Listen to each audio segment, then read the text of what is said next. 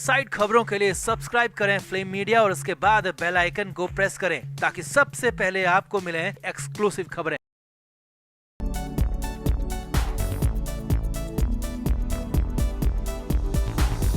महाराष्ट्र की सियासत में मचा हुआ हंगामा खत्म होने का नाम नहीं ले रहा, बल्कि हंगामा हर दिन नए रंग और कलेवर में नजर आ रहा है। पिछले कुछ दिनों से सियासी मामलों से दूर दिख रहे शरद पवार ने अचानक से अपना पाला बदल लिया है। जी हां, उद्धव ठाकरे का साथ देने की बात बोलने वाले एनसीपी चीफ शरद पवार अब बीजेपी के हो गए हैं। पवार ने हाल ही में एक ऐसा बयान दिया है जिसके बाद तो महाराष्ट्र की सियासत में एक बार फिर से तूफान आ जाएगा, क्योंकि शरद पवार के पाला पलटने से उद्धव ठाकरे और संजय राउत पर तो मुसीबतें आएंगी ही, साथ ही साथ मौजूदा मुख्यमंत्री एकनाथ शिंदे की कुर्सी भी डगमगाती हुई दिख रही है। तो आखिर ऐसा क्या कह दिया पवार ने जिससे एक साथ मुख्यमंत्री, पूर्व मुख्यमंत्री और संजय राउत सरीखे सबके सब हिल जाएंगे? तो पवार की इस नई सियासी चाल को हम आपको दिखाते हैं। आप भी वीडियो को शेयर करें और अपनी राय कमेंट बॉक्स में जरूर दें।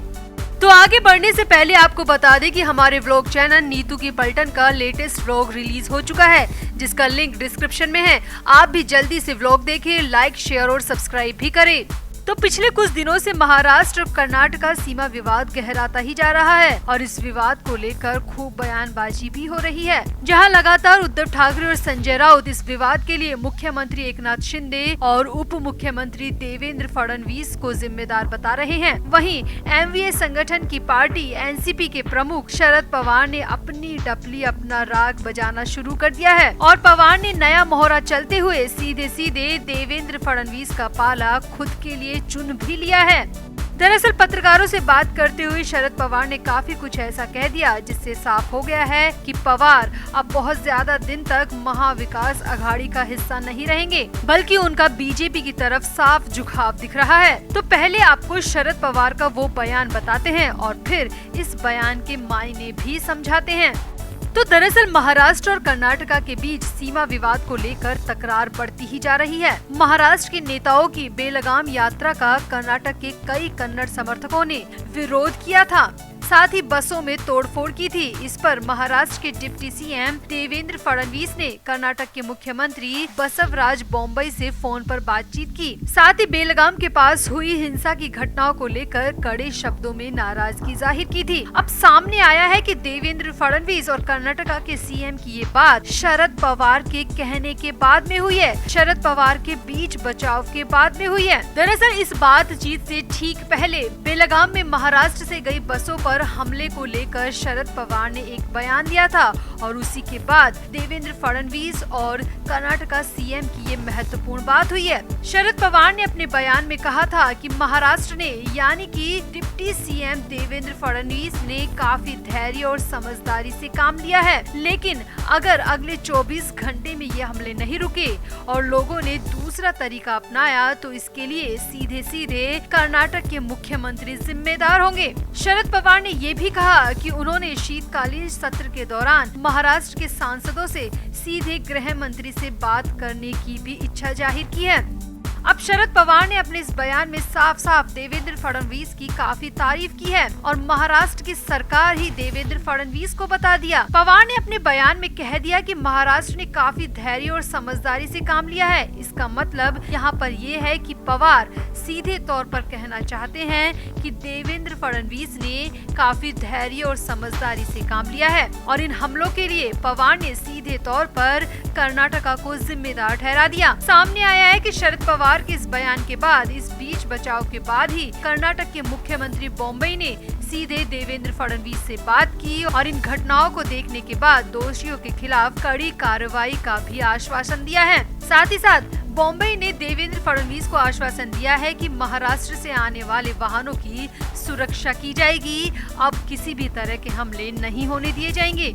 अब पवार ने सीमा विवाद के लिए सीधे सीधे कर्नाटक सीएम को चुनौती दी और हंगामे और हिंसा के लिए कर्नाटक को जिम्मेदार ठहराया। पवार ने अपने इस पूरे बयान में एक बार भी महाराष्ट्र सरकार का विरोध नहीं किया, बल्कि महाराष्ट्र सरकार के फैसलों को एकदम सही बताया और निष्पक्ष बताया। अब महाराष्ट्र में भले ही सीएम एकनाथ शिंदे है, मगर शिंदे सिर्फ नाम के सीएम है, बल्कि सरकार कौन चला रहा है, फैसले कौन ले रहा है, ये सब जानते हैं। इसीलिए शरद पवार ने अपने बयान में शिंदे का नाम एक बार भी नहीं लिया और देवेंद्र फडणवीस की जमकर सराहना की और सीमा विवाद में डिप्टी सीएम फडणवीस की छवि को बिल्कुल साफ सुथरा करार दिया और फडणवीस के फैसलों को धैर्य वाला और समझदारी भरा बताया। अब शरद पवार तो महाराष्ट्र में इस वक्त सबसे पुराने राजनेता हैं। उन्हें पता है कि आने वाला वक्त किसका है, इसीलिए शरद पवार अपना रास्ता अभी से साफ कर रहे हैं और उन्हें पता है कि महाविकास अघाड़ी या उद्धव ठाकरे का कोई फ्यूचर नहीं है। इसीलिए 81 साल के पवार अब देवेंद्र फडणवीस और उनकी पार्टी बीजेपी में दिलचस्पी दिखा रहे हैं। तो पवार के इस बयान से उद्धव ठाकरे और संजय राउत की मुश्किलें कितनी बढ़ जाएंगी? क्या महाविकास अघाड़ी खत्म होने की कगार पर है और एकनाथ शिंदे पर भी कितनी आफत आ सकती है? आप भी अपनी राय कमेंट बॉक्स में जरूर दें और वीडियो को भी शेयर करें। तो आगे बढ़ने से पहले आपको बता दें कि हमारे व्लॉग चैनल नीतू की पलटन का लेटेस्ट व्लॉग रिलीज हो चुका है, जिसका लिंक डिस्क्रिप्शन में है। आप भी जल्दी से व्लॉग देखें, लाइक, शेयर और सब्सक्राइब भी करें। तो महाराष्ट्र कर्नाटका सीमा विवाद बढ़ता ही जा रहा है। संजय राउत 1 दिसंबर को बेलगाम कोर्ट में पेश होने तो नहीं गए, जाने से पहले ही बहाना बनाकर बैठ गए, खुद पर जानलेवा हमले की आशंका तक जता दी और कोर्ट में पेश होने के लिए नई तारीख तक कोर्ट से मांग ली, क्योंकि संजय राउत के दिमाग में खुराफात चल रही थी, जो कि अब सामने आ चुकी है।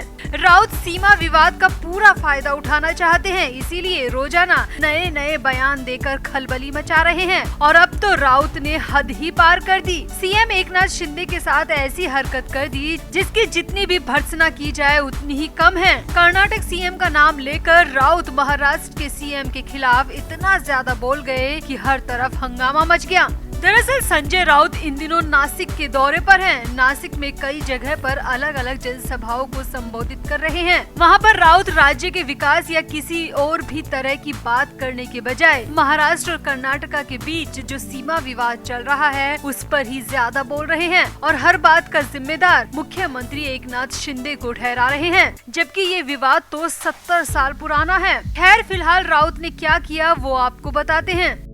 तो दरअसल शिवसेना राज्यसभा सांसद राउत नासिक में जनसभा को संबोधित कर रहे थे। इसी दौरान राउत ने कहा कि एक व्यक्ति एकनाथ शिंदे के मुंह पर थूक कर चला गया और मुख्यमंत्री शिंदे कुछ नहीं कर पाए।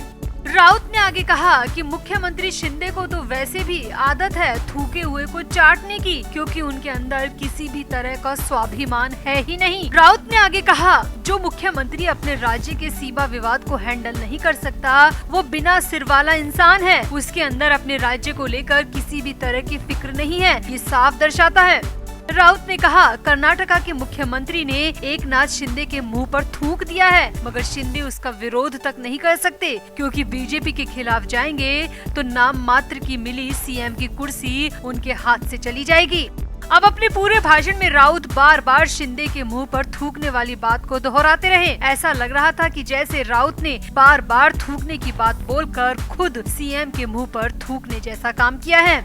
राउत ने कहा, मुख्यमंत्री एकनाथ शिंदे को कर्नाटका द्वारा छोड़े गए पानी में डूब जाना चाहिए, जल समाधि ले लेनी चाहिए। महाराष्ट्र ने पिछले 50-55 सालों में कभी भी इस तरह के हमले का सामना नहीं किया। पड़ोसी राज्य कर्नाटक के मुख्यमंत्री बसवराज बोम्मई शिंदे को खुली चुनौती दे रहे हैं। आपका स्वाभिमान कहाँ है? सम्मान कहाँ गया? कर्नाटका के मुख्यमंत्री महाराष्ट्र के सीएम के मुँह पर बार बार थूक कर जा रहे हैं, मगर महाराष्ट्र के सीएम अपने मुँह को सिल कर बैठे हैं।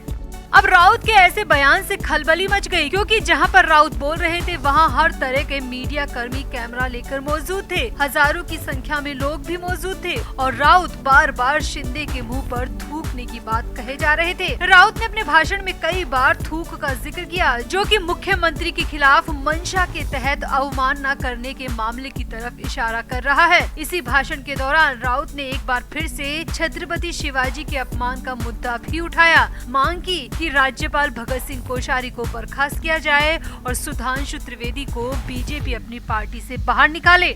अब सामने आ रहा है कि इस भाषण के बाद से राउत का खुद का कुछ अता पता नहीं है। वो नासिक से सीधे मुंबई अपने घर लौटने वाले थे, मगर अब तक नहीं लौटे। उधर मीडिया कर्मियों की माने तो राउत के घर मैत्री पर भी ताला लटका हुआ है और बाहर काफी संख्या में पुलिस कर्मी मौजूद हैं। मैत्री के दरवाजे पर मौजूद सिक्योरिटी को भी नहीं पता कि आखिर राउत का परिवार कहां पर गया है और कब लौटेगा। अब इधर ना तो राउत का पता है और ना ही राउत के परिवार का। मैत्री के बाहर पुलिस के पहरे से कई तरह तरह की आशंकाएं भी बढ़ गई हैं। अब राउत कई बार अपनी बदजुबानी से फंस चुके हैं। अब की बार तो सीएम शिंदे के मुंह पर थूकने की बात कहकर राउत ने महाराष्ट्र की सियासत में आग ही लगा दी। तो क्या संजय राउत को बदजुबानी की सजा मिलनी चाहिए? क्या सीएम के खिलाफ ऐसी भाषा का इस्तेमाल करना सही है? शिंदे की ना सही, राउत को मुख्यमंत्री की कुर्सी का तो सम्मान कम से कम करना चाहिए। तो आपका राउत की इस बेलगाम जुबान पर क्या कहना है? आप भी अपनी राय कमेंट बॉक्स में जरूर दें और वीडियो को भी शेयर करें।